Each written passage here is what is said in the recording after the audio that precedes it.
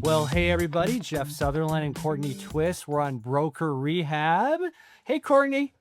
Hi, Jeff. How you doing? Fantastic. It's a great week. And this week we have Aimee Burrell, and she's a friend of mine for about 10 years. And she is a local independent broker in the Gilbert area. And she owns a company called Elpis Real Estate Boutique. Is that a cool name, Courtney, or what? I mean, Yes, it's very very unique. Yeah, I like the boutique piece of it too. She's been operating Elpis since 2013, a boutique by design. So we look forward to hearing about that today. She still actively produces real estate. She's a great agent. I know she is because I've heard people tell me about doing deals with her. Elpis, the word Elpis is Greek for hope. In mythology, that is what remained in Pandora's jar after every hardship escaped into the world. So I want to hear more about that today too, Aimee. And and then as far as like one of the things she believes, how she runs her company is she believes in a governing principle. She says brokers should provide the infrastructure so agents can keep their attention to the client. So welcome, Aimee, to Broker Rehab. Thank you. Thank you. So nice to have you today. Tell us a little bit about how'd you end up in Phoenix? Tell us a little bit about your background. So I'm from the Midwest, and I don't know, where are you guys from?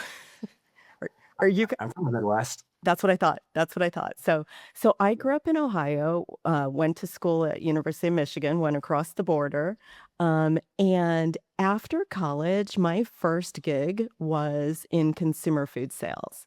So I actually came out here. I was transferred out here with, my old company, and that's how I landed in Phoenix. That's awesome. I love Midwestern people because I'm kind of biased. I'm from Indiana. So, where in Michigan did you grow up?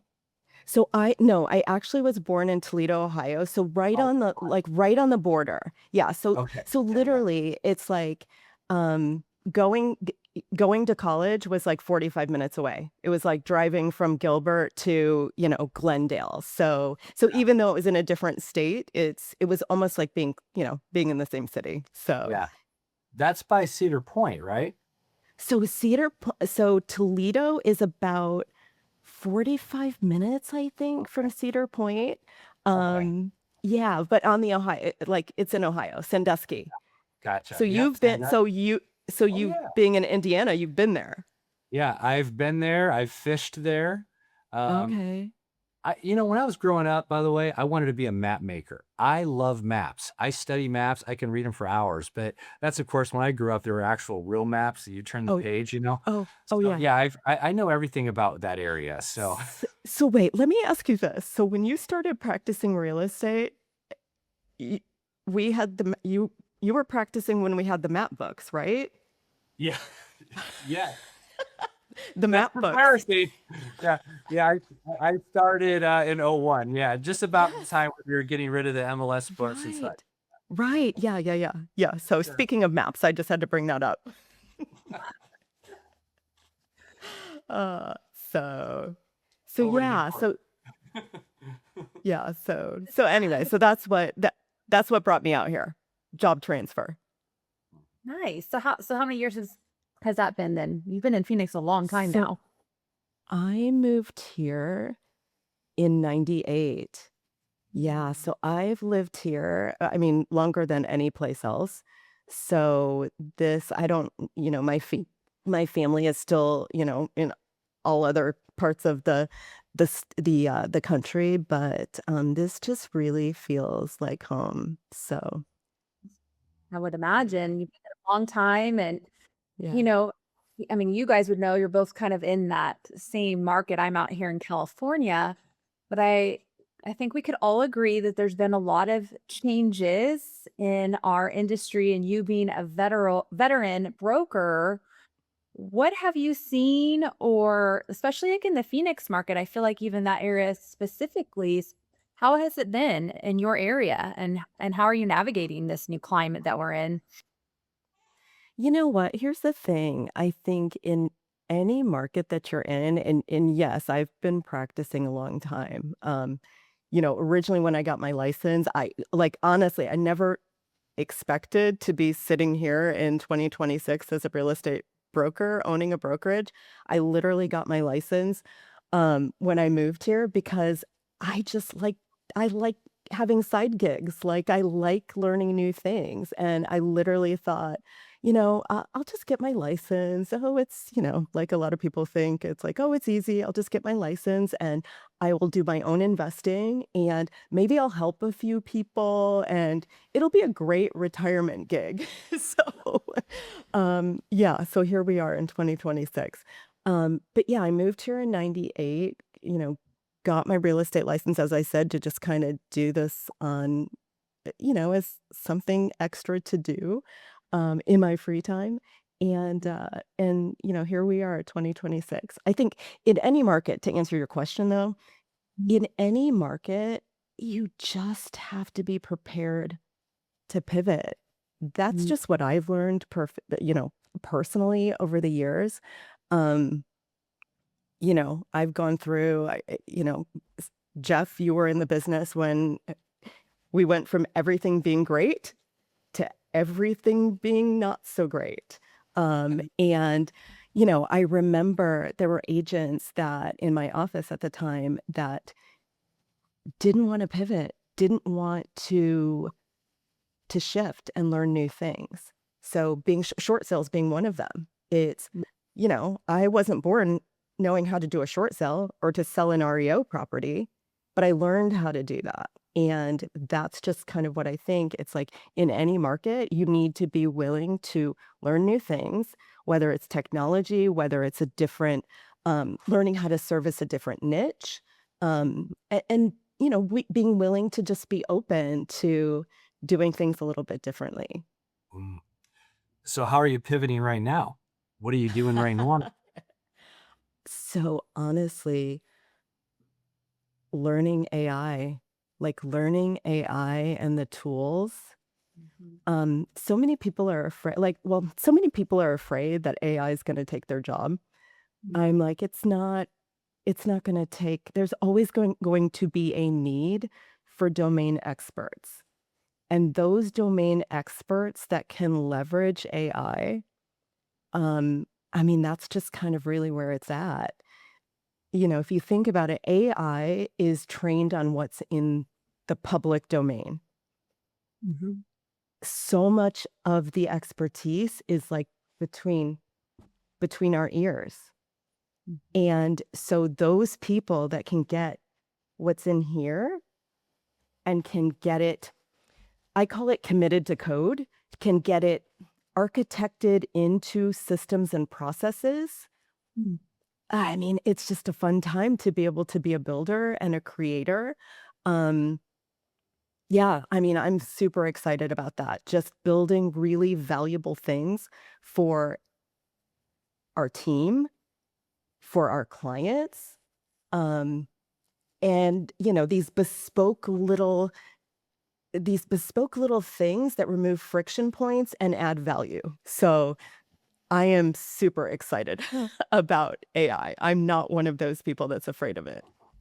Well, I have to say I'm laughing inside because I love your comment from before our call where you said Claude is your boyfriend, Claude Code. Uh-huh.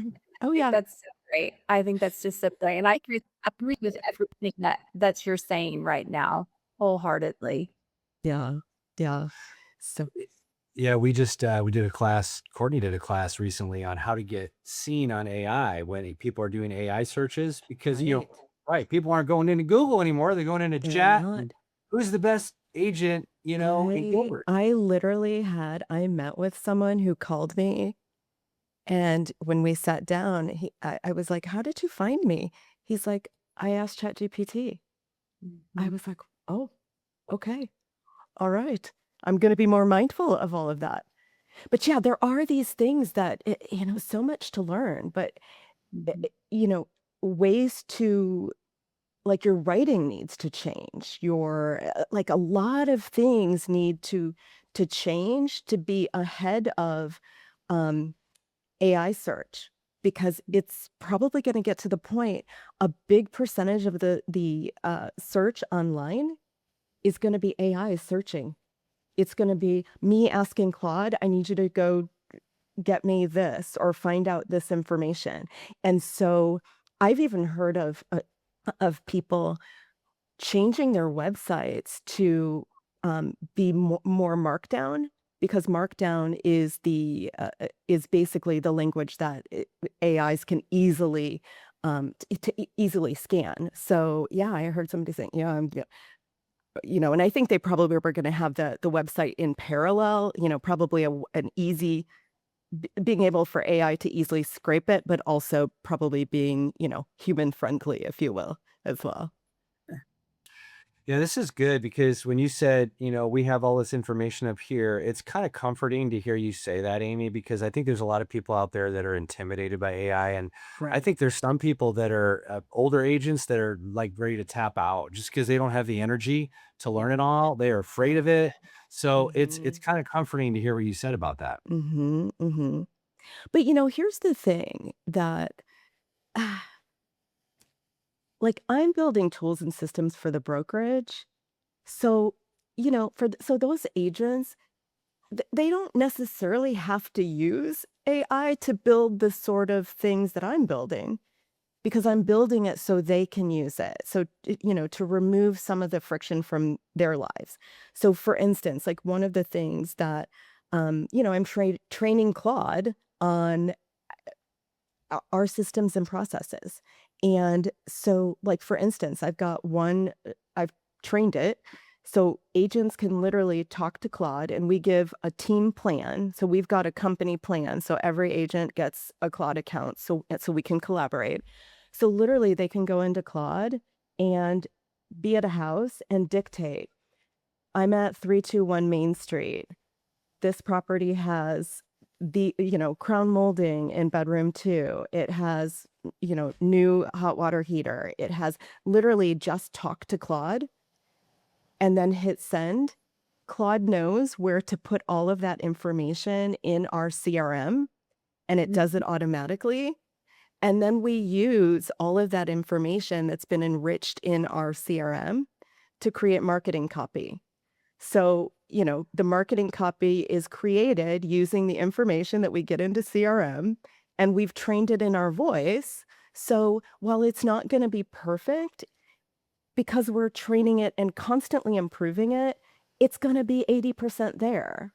And how much time did that take out of somebody's, it took time and typing out of the whole process. Again, my point of like removing friction and removing minutes. So it's much quicker to voice text something than to write it all down, and then you go back to your office and then you find the fields and you type it in. So again, just looking for ways to use AI and automation to just streamline processes to make, our ability to deliver things quicker and easier. So So impressive. I was just thinking for some brokers, who haven't been embracing it as much as you have, how long did it take you to kind of figure out, for this one example, even with your agents dictating and it going Claude and then automatically go into your CRM? Was that a bit of a ramp up to learn how to do that? Or did you literally ask Claude how to do that and then it kind of guided you? So honestly, I think people don't realize that you can just start with a loose idea. Hmm. Now, the thing is, you can't be in Claude Chat. You need to be in Claude Code or Cowork, because it, that gives you the ability. Those or other there are other platforms too, Codex, whatever. But you need to have the ability for the AI to do stuff on your behalf and create things. But, I would say I started tinkering with Claude Code maybe December of last year and just learning it, like watching a ton of tutorials and testing things out. But again, you can start with a loose idea and then you iterate. So it's like I would call it a A development partner, um, you using your domain knowledge and knowing what your pain points are and knowing what you're trying to solve for. Um, Mm. so I would say, anybody who's interested, it's like go on YouTube, start watching some videos. It's like get a Claude paid plan or, Codex, whatever, and start tinkering. But again, it's not for everybody. I love this stuff, but I realize it's not for everybody. But builders, people who aren't interested in building this sort of stuff, you've got people that are going to benefit from it. So, yeah. This is so good, Amy. I'm loving this. What else are you doing? Are you doing anything else besides that? Because that alone, I'm like, ahas are just going off left and right. Anything else you're Um, doing in your brokerage with AI? yeah. Yeah. So one of the things that I am, and again, I said kind of committing to code. So one of the things that I'm building out, and I'm probably 95% there, is, think about the process that you go through when you go to a listing appointment.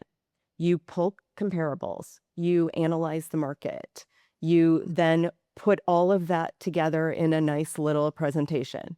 In the past, we were using, different tools, but, Canva probably being the one that we were using most. Um, so now I've created a process where, as the expert, I still do all the research. I go in and I choose the competitive set, whether it is the city, the subdivision, the market, whatever I define as the competitive set. Um, I literally export that raw data out of the MLS because we have that ability to do it. I choose my comparables. I export that as a separate file. And then I've created an engine where pretty much I've trained it Mm. to build me an HTML presentation that I can then share with the client. So it basically sucks in all the raw data, and I've trained it how to analyze that raw data using my expertise, how I look at a market, what charts, what graphs, what eh, all of the things that I would be doing manually. I'm committing to code. I am Wow. training. I'm training it how to do what I would do as the expert. And then, yeah, it renders this beautiful HTML file. I get a link and then I send the link to my client. We walk through, if we're not meeting in person, we walk through and do a video call and I can walk through all the numbers. So that's that's one thing.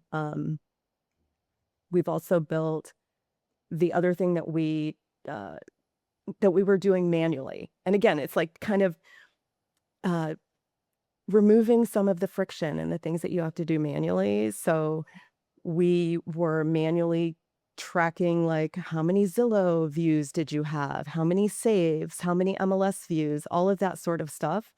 Um, Now we have an engine that does that automatically every Sunday night. We've figured out a way to feed all the raw data into the system, and then we have now a weekly marketing metric report that we can share with clients so they can see all of their metrics. So again, just allowing us to deliver extra value and information to our clients without having to hire somebody to spend an entire our assistant was spending an entire day going through all the listings and manually pulling all of that information. So those are just, and I'm working on other stuff too, but those are just like kind of two examples of things that I think have just really provided value um, to the brokerage, saved us time, and just also, just providing more information for our clients. So. I've There's so many gold nuggets in one conversation. I can't even. See, don't ask me anymore because I'm so excited about this stuff. It's like I will just keep talking and you're gonna be zoning out like, oh my God, can she shut up already? Oh, absolutely not. I'm thinking, what do I want to try next? I might try this as soon as we're done recording. Oh my gosh. But Good. yeah, it's Very. like yeah, yeah. So it's fun having, it's some fun being I'm passionate about real estate. But I'm really passionate about tools and systems and things like that too. And so I'm sure you can tell by my energy around it. We love it. We love it. uh, mm. So Aimee, the name Elpis. So how does this go Yeah. hand in hand with the passion you have around tools and efficiencies, right? It's like I kind of feel like it does. There's with connections there. Mm. Well, first of all, let me just tell you the story behind how I named it. Uh, Yeah. so yeah, so starting the new brokerage like 2013, 2014, and it was like sitting down and trying to think about like I knew I didn't want the brokerage to be my name. I wanted to be something bigger. But I had these rules like I wanted it to be simple, like nothing more complicated than I could count on one hand. So it could not be like, 5 letters. Um it had to be visually appealing and it had to have meaning, like something that personally to me that there could be a story behind it, and so anyway, I found Elpis, and, like you said up front in the intro, it's, Elpis is the spirit of hope, and the story is Pandora was given this jar, later it became called a box, but it was given this jar and told, "Do not open this," and, of course, Pandora opened it, and all of the evils of the world, like, escaped, and so she, like, frantically tried to close the jar, and the only thing that was left in the jar was Elpis, the spirit of hope, and Mm. so I think, Jeff, you know some of my story, like my health challenges and all of that, and, I think that I just especially at that time in my life or having, gone through a lot, quite honestly. I just like the thought of naming my company Hope just gave me a lot of hope, quite honestly. So, yeah, so that's the story behind it. But the funny story is one of the agents that I was working with that was going to come over with me to my new brokerage when I opened it. Um, I had told her, okay, I found the name. It's Elpis. And so she's like, oh, okay. So she went home that night and at family dinner, she's saying, oh, Aimee came up with the name. It's Elpis. Well, I guess like, people didn't hear it, like, maybe she didn't enunciate it, and it is kind of a word that's a little bit hard to understand initially, but they thought that she said elk piss. So Oh, elk, like an elk, piss. And God. so and they're like, "Elk piss? What?" And Oh my so God. she Oh. came back to the office the next day and she like knocks on my door and she's like, "Aimee, I just wanted to tell you, I don't know about the name because they couldn't understand it. They thought I was saying elk piss." And I'm like, my heart just dropped. Ha! Eh, my heart just dropped, and told my branding lady, like, I think we need to change the name. She's like, "Walk back off the ledge. This always happens. People like, don't worry about it." So anyway, I kept the name. Now we're So yeah, so I'm always just very careful to try to enunciate it well so people don't think it's elk piss. I thought you were gonna say I thought you were gonna say Elvis. I never would have guessed Elvis there. Oh, anyway, so Elpis is the spirit of hope. So, and it makes me smile.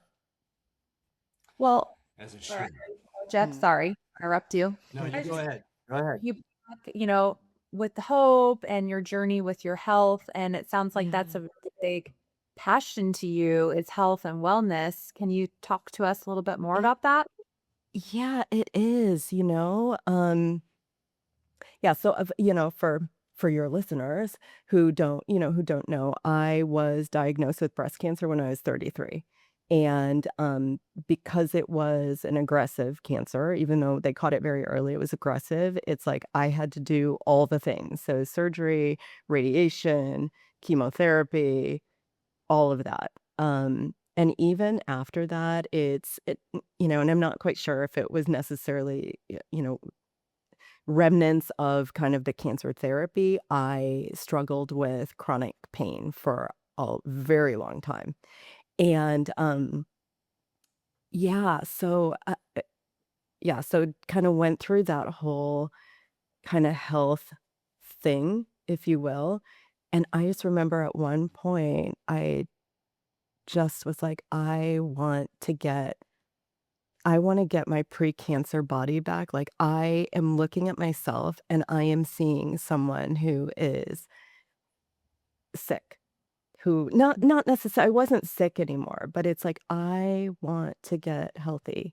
And so at that time I started doing a lot of research on um like a whole food, like eating a whole foods plant-based diet. And so did a ton of research on it. And then I remember one year, Christmas Day, I had been doing the research all fall, tons of books. And I knew I wanted to try this. And Christmas Day, I woke up and I said, you know what, today's the day. Because if I'm really making a life change, it doesn't matter what day it is. Because it's like whether and I went vegan. So I'm like, you know what, Christmas Day, I went vegan. And I just made it work. And so that was one of the things that just, and I'm no longer vegan. I call myself segan. So I eat things from the sea. And I eat mostly plant-based. But yeah, I mean, wanting to just get back to health really inspired me to start looking at everything from what I put in my body in terms of food and nutrients, and then also getting back to exercising. And yeah, so it's again, like I said, I'm not vegan anymore, but that was kind of what prompted it, if you will. So, and I think Well, too, like just to kind of expand a little bit, it's like I think also some of my passion around just efficiency and removing what I call like all the little friction points in your life and simplifying your life, making things easier and faster and more predictable, I think really comes from like I've had two cancer diagnoses. Is that how you say it? Anyway, I've had Mark, two. I've had two. And so for me, it's like it's taught me like life is so fragile. Like you just don't know.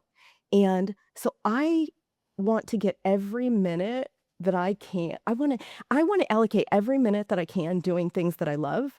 And all those things that we have to do, I want to do them quicker because mhm. every minute I save, I get to go and do the fun things, whether it's learning something new, whether it's traveling, whatever. So, I think that's part of my passion for efficiency, if you will, and removing the friction. We all would love to have more time in our life to do the things that we want to do. So, Amen. Amen. And I think so many people in our industry, not just brokers, but realtors, we put our own wellness on the back burner and we're just in the grind all the time. And until you just completely burn out. And I'm sure we've all have been there at some point in our career.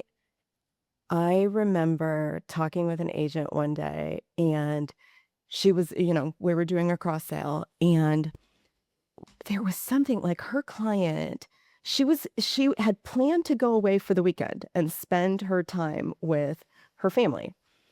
And her client couldn't do the final walkthrough on, that Friday or whatever, and she was supposed to leave. They needed to do it over the weekend. She had no backup. She had no one to cover for her. She canceled her trip. And I just remember thinking, it's like, I never want to be in a position like like as a team, it's like we always check before we schedule vacations. It's like, who has coverage? Because our clients need to be served, but we also need to refuel, and we need the opportunity to be able to have fun and spend time with our families. So I just remember I was like, oh my God, I feel so sad. Like I Yeah. I wish you had somebody to cover for you, because you shouldn't have to not spend time with your family. So yeah. But some of that's about, choices that we make individually. So I've watched your journey, Amy, and I have to say I've absolutely been inspired by you. I really look up to you. I really mean it. I read everything you put out there, and it's pretty amazing. It's well thought out. So I just want to say thank you for that, because you're such a gift to so many people. And I want to ask you, like, when you were going through that journey, what did you learn about yourself? Ah, okay. Okay. So here's the thing. I I always I always thought that if you were perfect, I had perfectionist syndrome. Mm. And I think, like, I thought that if you're perfect, you do all the right things, you go to the right school, you get the right job, you live in the right, you do all those things, that somehow you got a pass on some of the hard things, that life would go well if you were perfect and you did all of these things. And then I got cancer at 33, and I'm like, WTF? Like, literally, what the hell? Like literally, I wasted all this time trying to be perfect and striving and all of this, and I get this. And so it was just that was part of just my understanding that like life is just life. It's lifey. Good and bad happens to all people. It's, so not to say, and so anyway, it just kind of reframed things in my mind. It's like, you know what? First of all, there is no being perfect. It's, we strive for optimal. We strive, we strive. I strive. I want to do a good job. I want to do good things. I want to be a good person, all of that stuff, but I don't have to be perfect. And somehow those hardships helped me get to that realization. Wow. So anyhow. You learn Great. today. Yeah. This is what a blessing. When we hear your story and everything, it sounds like you got everything put together. And so my last question is there anything that like keeps you up at night, or any pain points in your business? This whole thing here is about helping other leaders and agents grow. So is there anything that like Mm, any point you're trying to work through right now? mm. Honestly, personally, it's just more about having enough time to just get all my ideas out of my head, and again, committed to code. So I don't know, that's very personal to me and where I'm at in my journey, and as a broker, because I have a lot of things that I want to build um as agent tools, etc. And so really just not having all of the, because I still practice. I practice. And so anyway, Yeah. it's just time right now. It's Yeah. time. Yeah, because what I'm hearing today is you're very like passionate about the consumer experience. Absolutely. You're passionate about giving your agents the tools to Mhm. deliver a white glove Mhm. experience, Right. right? So you're probably thinking, okay, there's all these things I can do out there. What do I really focus on? Do I have enough time to do all of it? Because Right. You got a little of that bit of that perfectionist Yeah. mentality going on. Yeah. Is that accurate? It is. One of the things though, just kind of pivoting back to um, maybe advice that I would give agents right now, and I think I kind of touched on it earlier. It's just like learning new things. Like one of the things that I don't know if a lot of agents know, like about assumables. Like that's my big thing these days. It's like assumable mortgages. I think they are going to become we've got so many properties right now, homeowners sitting out there with mortgages that are under 4%. And when prevailing rates are closer to 6, being able to communicate to buyers that, hey, like we could go out and look for an assumable. Like, and if it's the right scenario, we can get you into a property. Obviously, the seller needs to agree to allow you to assume their mortgage, but most of them don't care because they just want their money.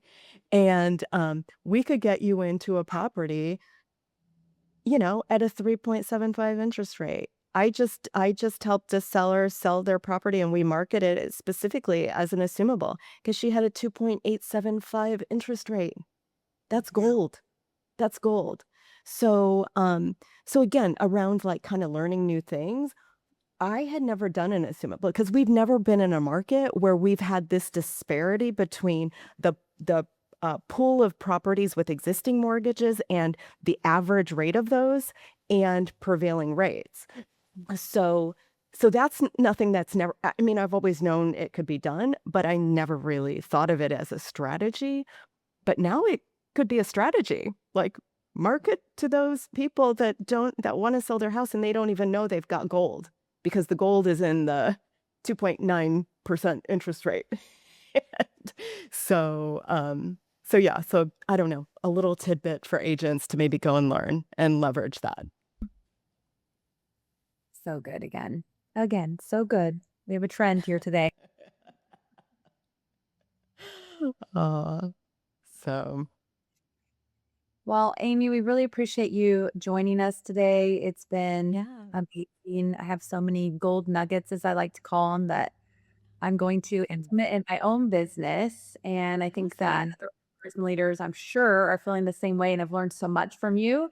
But before we sign off, we need to have Jeff do our broker our recharge room so that we can all recharge our batteries and continue to have amazingly Okay. full and an So efficiency.